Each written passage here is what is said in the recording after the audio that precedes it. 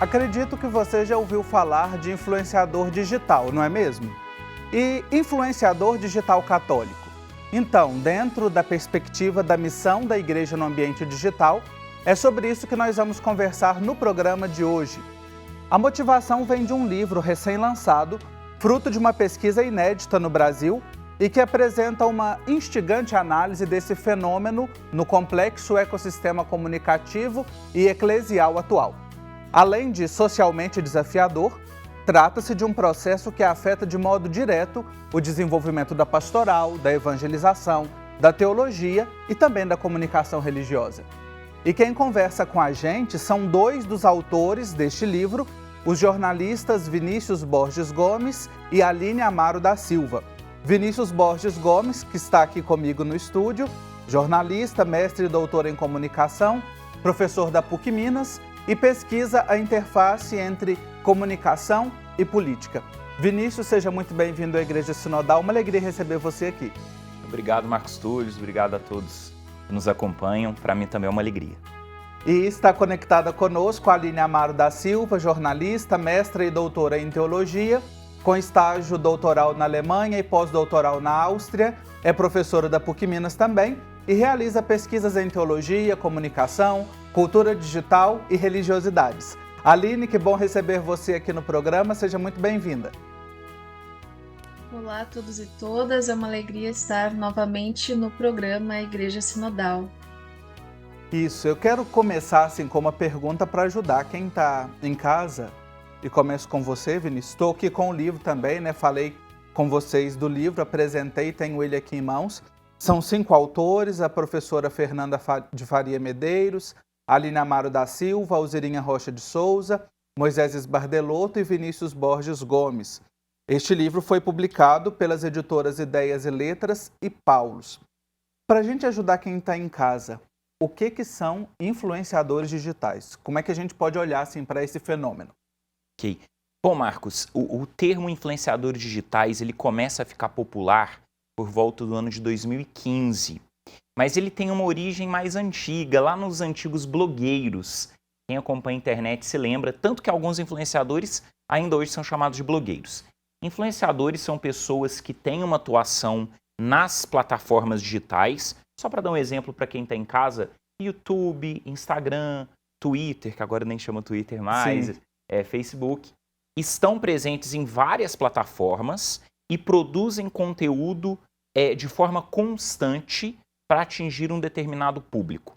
Geralmente, esses influenciadores podem atuar na estimulação de debates, ou seja, ideias, ações, no campo da religião, e alguns também atuam mais no sentido mercadológico, vendem produtos, fazem da sua imagem também uma espécie de empréstimo do seu prestígio para algumas marcas, né? Em resumo é isso, ou seja, não basta estar nas redes para ser um influenciador, mas tem que ter uma atuação constante, multiplataforma e nem precisa ter tantos seguidores assim. A gente às vezes imagina que o influenciador tem que ter milhões de seguidores. É claro que existem, mas desde que ele tenha um nicho de atuação, um assunto que ele fale e que ele impacte um determinado número de pessoas, ele já pode ser considerado um influenciador. Olha aí que interessante a gente olhar para esse fenômeno contemporâneo, né, e que nos atravessa a todos, né, neste mundo online em que a gente vive, que estamos todos influenciados também por esta comunicação midiática, uma sociedade mediatizada. E Aline, eu queria que você contasse assim, brevemente para quem está em casa, né, como é que se desenvolveu essa pesquisa, né? Nós estamos falando aqui de um livro bastante substancioso e que foi fruto de uma pesquisa desenvolvida aí durante 2 anos. Conte brevemente para quem está nos acompanhando. Sim, até a publicação foram 3 anos, né? Então foi um Verdade. processo longo, mas muito rico, muito frutuoso. Nós começamos, né, o Núcleo de Estudos em Comunicação e Teologia, nós 5, com essa tarefa, né, uma demanda que veio da própria igreja, que necessitava discernir esse sinal dos tempos, né? É um sinal dos tempos muito forte na cultura digital, né? Um fenômeno particular e que afeta diretamente a igreja, especialmente no Brasil, porque o mercado de influência digital no Brasil, ele é um dos maiores do mundo. Então, e o Brasil, né, tem essa catolicidade muito forte. E então a influência digital católica, ela tem um fenômeno bem particular aqui que já estava impactando, né? Como discernir, como lidar, como agregar ou como né, transformar essa realidade em prol do bem comum, em prol da igreja, da unidade da igreja, por exemplo. Então, surgiu dessa demanda, né? E a gente começou a fazer, então, né, pesquisas sobre perfis de influenciadores, influenciadoras. A gente decidiu por, mesmo como o Vinícius falou, tem os micro-influenciadores, nano-influenciadores, nós decidimos, porque não tinha como pegar todos, né? A gente decidiu pesquisar macro-influenciadores, né? Fizemos listas, né, de 100, de 50, e aí a gente foi vendo com alguns critérios, né, o critério do número de seguidores, né, mas não só, o critério do engajamento, então quais deles tinham mais comentários, o critério também do impacto visível nas comunidades, né, nos locais da igreja, que a gente percebe que se tornam pauta, né, ou que pautam os assuntos através do conteúdo que fornecem, e também o impacto na sociedade, né? Então, foram vários critérios que levaram à escolha de 5 perfis de influenciadores, né?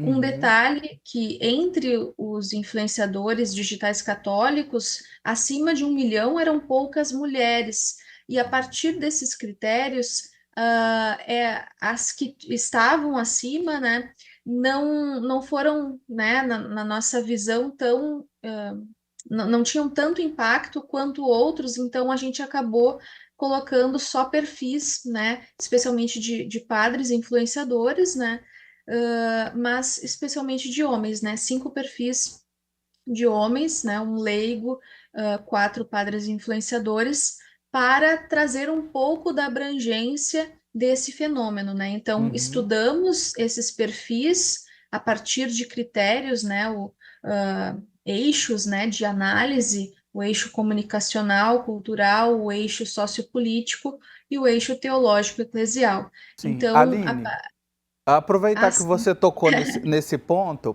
eu queria que você, esses horizontes, né, que aparecem aqui, é um fenômeno bastante complexo e realmente, assim, até pela metodologia adotada na pesquisa, ficou muito bem estruturada, tanto esse processo de escolha dos perfis, quanto as abordagens e tudo. Queria que você, vamos passar brevemente sobre esses 3 horizontes, e queria que você comentasse sobre esse primeiro, que é o comunicacional cultural. O que levou vocês, ou o que se observou a partir desse horizonte? certo. Então, a primeira questão, né, é que nós analisamos a construção dessa persona, ou seja, dessa personalidade, né, no marketing chamam de brand persona, né, desse perfil, né, mas não apenas aquilo que é aparente, mas também a biografia da própria pessoa, as influências desse influenciador, né, porque todos nós somos influenciados por alguém, os públicos, né? Apesar que a gente gostaria, né, já adiantando, Uhum. de estudar mais a fundo a questão dos públicos, né? A gente percebeu, né, também são teorias que a gente colocou em prática, a questão da criação realmente de bolhas, né, de grupos, muitas vezes fechados, com um perfil bem específico, com crenças bem específicas, né, e que ficam em torno e dão autoridade para esse influenciador. Então, a gente buscou analisar especialmente essa performance, né, e os efeitos dela, né? Então, a primeira coisa é diagnosticar quão amplo e quão importante é esse fenômeno da influência digital católica no Brasil. Esse foi o primeiro ponto, assim, mais forte dessa análise. Mas tem mais coisas também. Sim, acho importante situar quem está nos acompanhando, né, assim, também do rigor metodológico que foi utilizado e toda a teoria. Quem vai acessar o livro ou quem já leu viu que tem em cada capítulo tem uma infinidade de referências bibliográficas, né? E uma segunda conclusão eu deixei para o professor Vinícius intencionalmente, porque sei que toca também as pesquisas dele, que é esse segundo ponto, antes da gente ir para o intervalo, que foi esse horizonte sociopolítico, né? O que se observou ou como é que se deu aí essa construção desse ponto de vista? Muitos que talvez nos acompanhem devem pensar, mas é uma pesquisa de influenciadores religiosos, católicos, por que se falar de sociopolítica? Porque a política, ela atravessa todos os campos, né? E nós já na fase prévia, a gente já tinha observado que a temática política era muito presente na influência digital católica. O que nós observamos, né, dando alguns spoilers do livro, Isso. mas a gente espera também que as pessoas possam ler, principalmente quem se interessa pelo tema. Então vamos fazer o seguinte, já que vai dar um spoiler, vamos segurar que está chegando a hora do nosso intervalo e na volta a gente vai continuar e você vai ver ou descobrir aqui um pouco dessas principais conclusões sociopolíticas. Eu estou conversando com a professora Aline Amaro, com o professor Vinícius Borges, sobre o livro Influenciadores Digitais Católicos, Efeitos e Perspectivas, dentro deste grande tema que o Papa Francisco nos propõe no caminho sinodal, que é a missão da igreja no ambiente digital. Então você aguarda aí, só um instante, e já já a gente volta.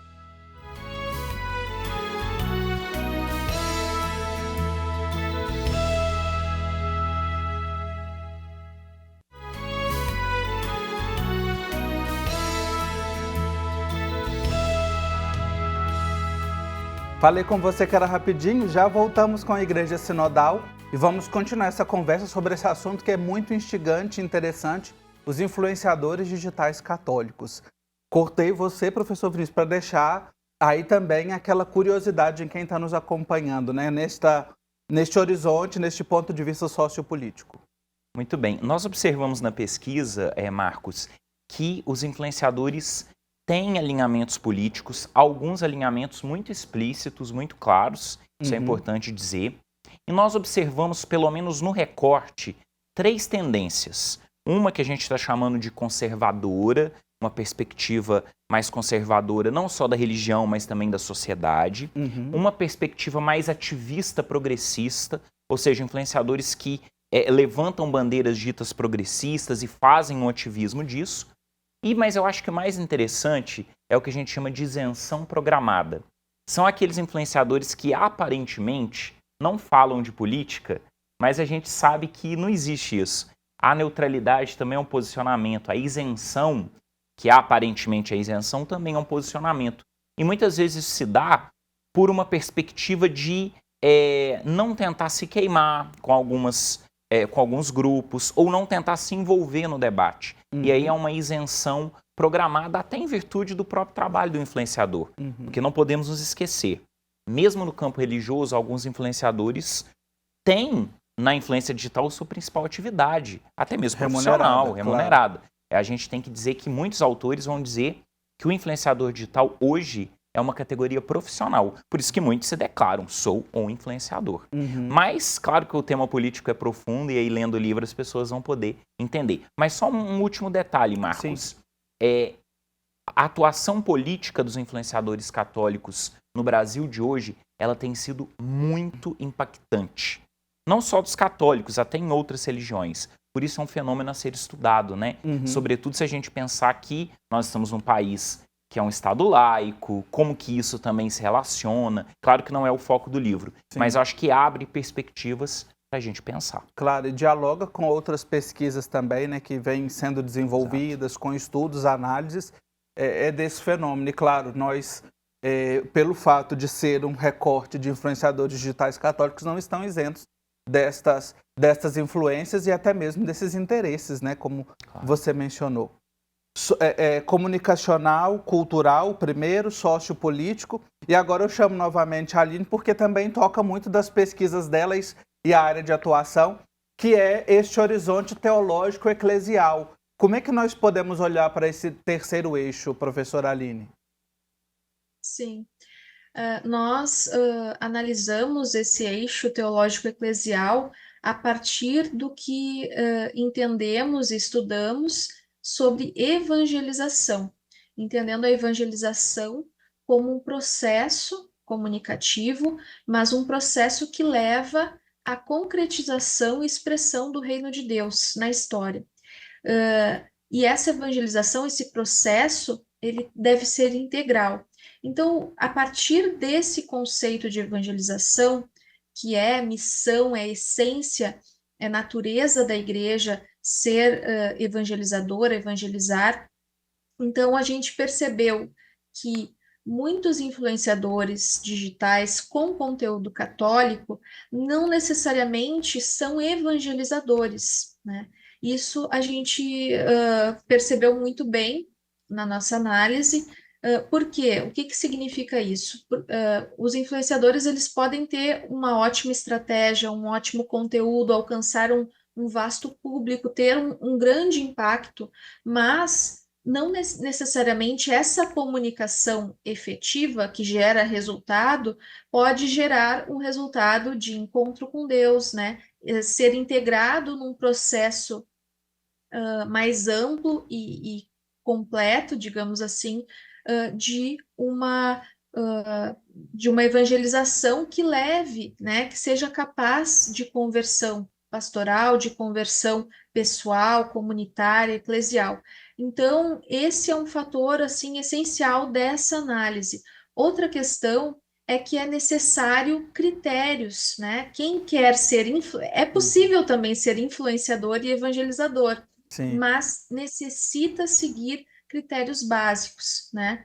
Que é a partir, né, do magistério da igreja, das sagradas escrituras, da tradição, que deve ser a base desse ensinamento, dessa comunicação. Eu acho interessante você trazer esse ponto, Aline, porque inclusive uma das frases que mais me chama a atenção aqui é que vem logo assim na conclusão, nas perspectivas pastorais, que é exatamente, é possível ser um influenciador digital católico sem ser um evangelizador digital, né? Ou seja, há também, a partir da pesquisa, esta afirmação, breve, mas muito contundente, também é fruto da pesquisa e da análise que os pesquisadores fizeram. E, professor Vinícius, como é que a gente olha, né? Assim, talvez quem está em casa perguntando, bom, se tem gente que ajuda, tem gente que atrapalha, a gente não pode jogar água do banho com a criança dentro. Como é que, enquanto igreja, nós podemos olhar, né? Diante deste caminho metodológico, dessas conclusões, como é que nós podemos olhar para esse fenômeno? É uma boa pergunta, e eu acho que talvez falando diretamente para quem nos acompanha. Mesmo você que não é um influenciador digital, acho que pode contribuir se questionando. Quem eu sigo? O que essa pessoa está dizendo? Será que ela está seguindo isso que a Aline falou, quer dizer, o magistério da igreja? Será que ela está em comunhão com o Papa Francisco? Será que ela tem disseminado mensagens de amor, de paz, de esperança, que afinal é a base do ensinamento cristão, é a base do ensinamento de Jesus Cristo? Eu acho que é um primeiro ponto, se questionar, não só na perspectiva religiosa, mas em outras áreas também. A perspectiva que nós temos é de um cenário que é difícil, a gente não pode dizer que não é, por quê? As plataformas, e você sabe muito bem disso, né, Marcos? Elas têm uma lógica de funcionamento. Por exemplo, uma das lógicas de funcionamento do Instagram, para a gente pensar, ela é muito individualista e, portanto, personalista. Sim. O que isso quer dizer?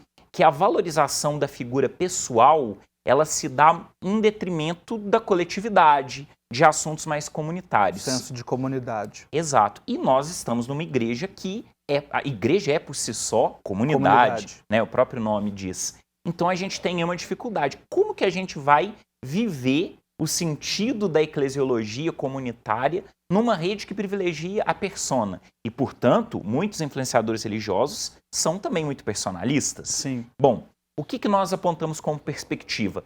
Dá sim para fazer isso. É nadar um pouco contra a corrente, é não ter como horizonte talvez algo quantitativo, mas algo mais qualitativo. Por isso eu volto no que a gente falou no começo da entrevista. Pequenos influenciadores ou micro-influenciadores, como a gente queira chamar, podem fazer um grande trabalho, podem ter um impacto comunitário muito grande, né? outra perspectiva e que a igreja tem pensado sobre isso. Eu Uhum. acredito que os bispos, a CNBB têm pensado.